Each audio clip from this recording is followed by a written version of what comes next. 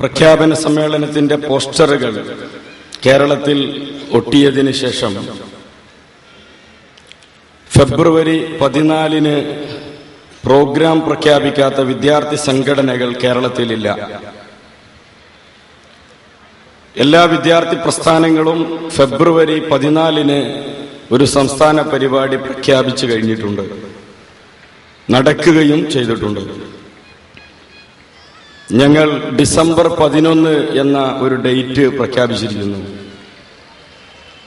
50,000 വിദ്യാർത്ഥിനികൾ പങ്കെടുക്കുന്ന റാലി അന്ന് നടക്കുന്നതാണ്. 100,000 ആളുകൾ പങ്കെടുക്കുന്ന പൊതുസമ്മേളനവും അന്ന് നടക്കുന്നതാണ്. ഡിസംബർ 11 കേരളത്തിലെ മതേതര വിദ്യാർത്ഥി സംഘടനകൾക്ക് സംസ്ഥാന സമ്മേളനം നടത്താം, വിവിധ സംസ്ഥാന പരിപാടികൾ നടത്താം. ഞങ്ങൾ വെല്ലുവിളിക്കുക തന്നെയാണ്.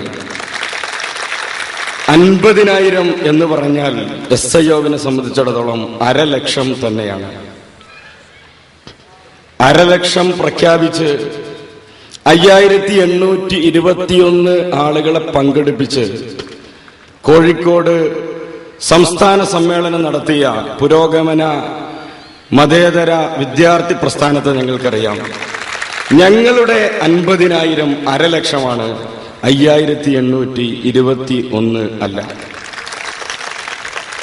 കേരളത്തിൽ നിരവധി സമ്മേളനങ്ങൾ നടത്തിയ ഒരു സംഘടനയാണ് SIO. യുവജന വിദ്യാർത്ഥി പ്രസ്ഥാനമായിരുന്ന കാലത്തും ഒരു വിദ്യാർത്ഥി പ്രസ്ഥാനമായതിനു ശേഷവും നിരവധി സമ്മേളനങ്ങൾ SIO നടത്തിയിട്ടുണ്ട്. സമ്പൂർണ്ണ വിദ്യാർത്ഥി പ്രസ്ഥാനമായി മാറിയതിനു ശേഷം നടത്തിയ 2 സമ്മേളനങ്ങൾ നിങ്ങളുടെ ഓർമ്മയിലുണ്ടാവും. അതിലൊന്ന് കേരളത്തിലെ മതകലാലയങ്ങളിൽ പഠിച്ചുകൊണ്ടിരിക്കുന്ന വിദ്യാർത്ഥികളുടെ സംഗമമായിരുന്നു. ആ സംഗമം എന്നത് കേരള മുസ്ലിം ചരിത്രത്തിലെ ആദ്യ അനുഭവമായിരുന്നു. ഒരേ വേദിയിൽ ഷാഫിയും ഹനഫിയും സുന്നിയും മുജാഹിദും തബ്ലീഗ് ജമാഅത്തുകാരനും ജമാഅത്തെ ഇസ്ലാമിക്കാരന്റെയും മക്കൾ അണിനിരന്ന സംസ്ഥാന സമ്മേളനമായിരുന്നു.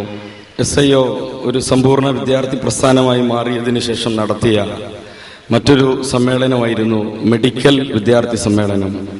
2 പ്രത്യേകതകൾ അതിനുണ്ടായിരുന്നു. ഒന്ന്, കേരളത്തിലെ അലോപ്പതിക്കാരനും ഹോമിയോപ്പതിക്കാരനും ആയുർവേദക്കാരനും യൂനാനിക്കാരനും ഒരുമിച്ചിരുന്ന സമ്മേളനമായിരുന്നു അത്. കേരളത്തിലെ ഒരു മത സംഘടന, മതമൗലികവാദി സംഘടന എന്ന് നിങ്ങൾ വിശേഷിപ്പിക്കുന്ന SIO നടത്തിയ ആ സമ്മേളനത്തിൽ 35% ഇതര സമുദായങ്ങളിൽപ്പെട്ട വിദ്യാർത്ഥിനികളായിരുന്നു പങ്കെടുത്തിരുന്നത്. 2 ദിവസം കിടന്നുറങ്ങി, പള്ളിയിൽ കിടന്നുറങ്ങി. ഞായറാഴ്ച ദിവസം ചർച്ചിൽ പോവാൻ ക്രിസ്ത്യൻ വിദ്യാർത്ഥിനികൾക്ക് SIO സൗകര്യം ചെയ്തു കൊടുത്ത സമ്മേളനമായിരുന്നു അത്.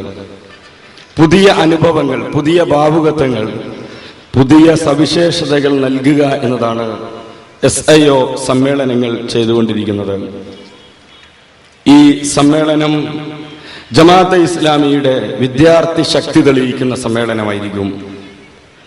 പ്രഖ്യാപന സമ്മേളനത്തിലെ കേഡർ കോൺഫറൻസ് മുതൽ സംസ്ഥാന സമ്മേളനം വരെയുള്ള മുഴുവൻ പരിപാടികളിലും SIOവിന്റെയും GIOവിന്റെയും പ്രവർത്തകർ പങ്കെടുക്കുന്ന പരിപാടികളായിരിക്കും നടക്കുക.